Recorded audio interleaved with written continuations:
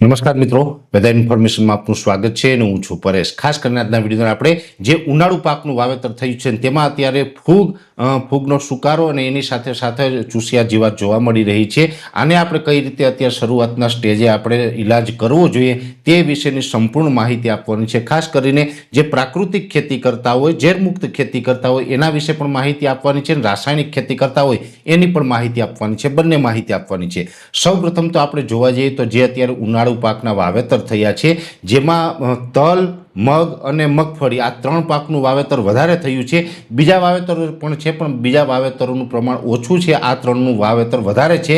જો કે વાવેતર કોઈ પણ પાકનું હશે, દરેક પાકની અંદર અત્યારે આ સરખી સમસ્યા ચાલી રહી છે। ક્યાંય ફૂગના સુકારા છે તો કોઈ જગ્યાએ ચૂસિયા જીવાત છે, ચૂસિયા જીવાતની અંદર સફેદ માખી પણ જોવા મળી રહી છે અને અન્ય ચૂસિયા જીવાત પણ જોવા મળી રહી છે। હવે આનું નિયંત્રણ આપણે કેમ કરવું જોઈએ જેથી કરીને શરૂઆતમાં જે આ પાક અત્યારે ઉગી રહ્યો છે, જો શરૂઆતમાં જ આ પાકને સુકારો અને જો ચૂસિયા જીવાતનો એટેક હશે તો આ પાક છે એ ઝડપથી વિકાસ નહીં પામે। એટલે આની અંદર આપણે ત્રણ પ્રકારના ઈલાજ કરવા જોશે, જેની અંદર એક તો જંતુનાશક તરીકેનો કોઈ પણ વપરાશ કરવો પડશે, બીજું હશે ફૂગ કંટ્રોલ કરવી પડશે અને ત્રીજું આપણે વિકાસ માટે સારો ઈલાજ કરવો જોઈએ। હવે આ ત્રણેયની અંદર સૌપ્રથમ તો આપણે પ્રાકૃતિક ખેતી કરતા હોય કે ઝેરમુક્ત ખેતી કરતા હોય એની વાત લઈ લઈએ। જો પહેલી વાત તો એ છે કે ઘણી વખત આપણે ફૂગનાશક તરીકે ચોમાસું હોય કે શિયાળો હોય ત્યારે આપણે સુડોમોનાસ છે અથવા તો જે ટ્રાઇકોડર્મા છે બેક્ટેરિયાનો વપરાશ કરતા હોય, પણ ઉનાળા દરમિયાન આપણે એ નથી કરી શકતા કેમ કે અત્યારે તાપમાન છે 30 ડિગ્રી કરતાં વધારે હોય, એટલે ઊંચું તાપમાન હોય ત્યારે આપણે બેક્ટેરિયાનો વપરાશ ન કરી શકીએ અને માની લઈએ કે કરીએ છીએ તો એનું પરિણામ પણ ન મળે। એટલે અત્યારે આપણે કોઈ પણ જૈવિક ઇલાજ એટલે કે બેક્ટેરિયાનો વપરાશ ન કરવો, પણ જો આપણે ઝેરમુક્ત ખેતી કરતા હોય તો ખાસ કરીને ફૂગનાશક તરીકે છાશ અને ગૌમૂત્રનો વપરાશ કરવો જોઈએ। છાશ છે ઓછામાં ઓછી 2 મહિના જૂની અને વધારેમાં વધારે 9 મહિના જૂની હોવી જોઈએ। ગૌમૂત્ર તાજું પણ ચાલે અને થોડુંક જૂનું પણ ચાલે, ગૌમૂત્રની કોઈ એક્સપાયરી ડેટ હોતી નથી।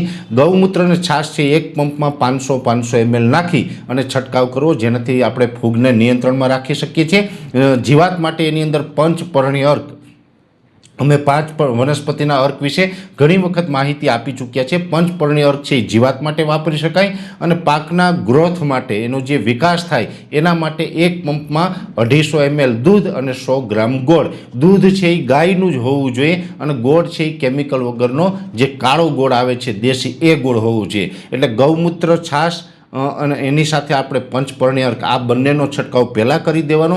દૂધ અને ગોળનો છંટકાવ છે 2-4 દિવસ જવા દેવાના, પાછળથી કરવાનો। આ રીતે આપણે ઝેરમુક્ત ખેતી કરતા હોય, ઓર્ગેનિક ખેતી કરતા હોય તો એની અંદર આપણે આ રીતનો ઈલાજ કરી શકીએ છીએ। માની લઈએ કે આપણે રાસાયણિક ખેતી કરીએ છીએ, એગ્રોમાંથી કેમિકલ દવા લઈને પેસ્ટિસાઇડનો વપરાશ કરવાનો હોય તો પણ હું આપને જણાવી દઉં, જે અત્યારે આપણે ફૂગનાશક તરીકે વાપરવાનું હોય તો ફૂગનાશક તરીકે આપણે મેટાલિક્સિલ મેન્કોજેબ છે અથવા તો કાર્બેન્ડિઝમ મેન્કોજેબ છે, આ બંને કન્ટેન્ટ છે એ કોમ્બિનેશનમાં આવે, સારા આવે છે, સારા પરિણામ મળે છે અને દરેક કંપની બનાવે છે, કોઈ પણ સારી કંપનીનો આપણે વપરાશ કરી શકીએ છીએ। એટલે મેટાલિક્સિલ મેન્કોજેબ અથવા તો કાર્બેન્ડિઝમ મેન્કોજેબનો વપરાશ કરવો, જે આપણે અત્યારે જે ફૂગ અને સુકારો હોય એના માટે આપણે પરિણામ એનાથી લઈ શકીએ છીએ। અને જીવાત માટે ખાસ કરીને જોવા જઈએ તો સફેદ માખીનું અત્યારે વધારે પડતા ઉપદ્રવ જોવા મળી રહ્યો છે, એટલે પાયરીપ્રોક્સિફેન અને બાયફેન્થ્રીનનું જે કોમ્બિનેશન આવે, ઘણી બધી કંપની બનાવે છે, કોઈ પણ સારી કંપનીનું તમે લઈ શકો છો।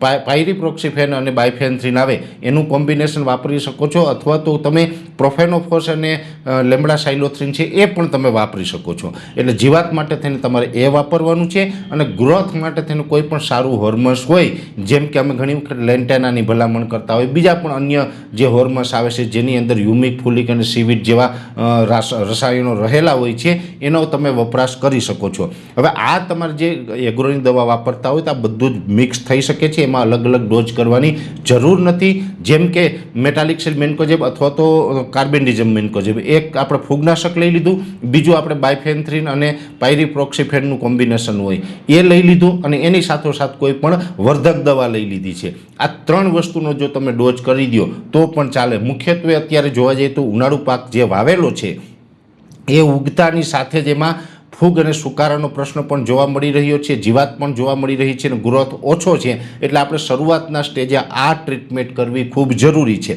જો કે આ મોટા ભાગે ખેડૂતોને આ પ્રશ્ન છે, છતાં પણ દરેક ખેડૂતે પોતપોતાના ખેતરની અંદર માર્કિંગ કરવું. ઘણી વખત એવું પણ બને કે તમારા ખેતરની અંદર ભલે બીજાને ગમે એટલો પ્રોબ્લેમ હોય, તમારા ખેતરની અંદર ફૂગ અને સુકારો ન હોય તો તમે એની દવા છે એ ન વાપરો, અથવા તો તમારે ફૂગ અને સુકારો છે ને એની સાથોસાથ જીવાતનો એટેક નથી તો જીવાતની દવા છે એ તમારે નથી વાપરવાની. તમારે જે પ્રોબ્લેમ છે એ જ પ્રમાણે વપરાશ કરવાનો છે. પણ ખાસ કરીને ફૂગ, સુકારો અને વૃદ્ધિ માટે અત્યારે જે આપણો ઉનાળુ પાક છે એ ઝઝૂમી રહ્યો છે, એની અંદર જે સમસ્યા છે એ સમસ્યા વિશેની સંપૂર્ણ માહિતી છે મેં આ વિડીયોની અંદર આપવાનો પ્રયત્ન કર્યો છે. વિશેષ માહિતી છે નેક્સ્ટ વિડીયોમાં આપવામાં આવશે. અત્યારે આ વિડીયોની અંદર એટલું જ. અંતમાં દરેક મિત્રોને વિનંતી રહેશે કે વિડીયોને લાઈક આપીને દરેક ગ્રુપમાં શેર કરી દેવો. જો તમે એમને યુટ્યુબ ઉપર જોઈ રહ્યા હોય તો ચેનલને સબસ્ક્રાઈબ કરજો અને ફેસબુક ઉપર જોઈ રહ્યા હોય તો પેજને ફોલો કરજો.